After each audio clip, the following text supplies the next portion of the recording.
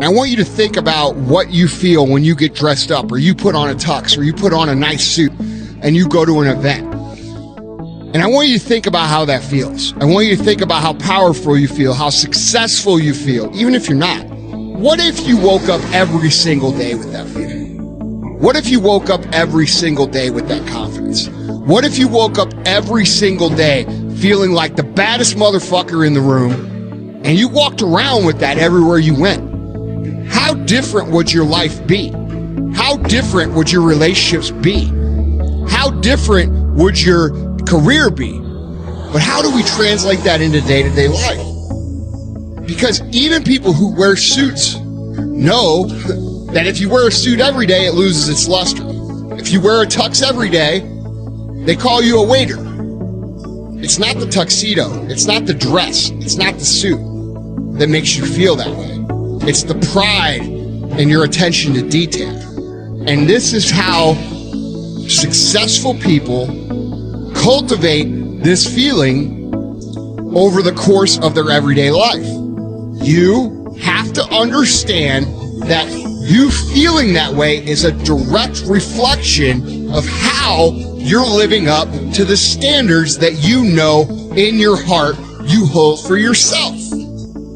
If you miss a workout, if you miss meals, if you do a half-ass job at your work, if you do a half-ass job at home, guess what? You are not going to have that crazy feeling of superpower.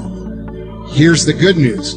It's very easy to cultivate this. It starts when you get up in the morning. It starts with taking pride in your appearance. It starts with taking pride in your job. It starts with taking pride in your discipline that you know you need to have to become the person that you want to become. Right now is when everybody else quits. Right now is when everybody else is going to fall behind. Right now is when everybody else decides to do something that's easier or faster or not as hard. And that's what gets you ahead. That's what gets you to have pride. Because those struggles, those feelings, those things that are difficult, they are there to test you. You have to understand that struggle is a privilege. Hardship is a privilege. You have to take pride in not quitting when other people are going to quit. You have to take pride in executing your job to the very best of your ability. Negative emotion, negative frustration is compounding.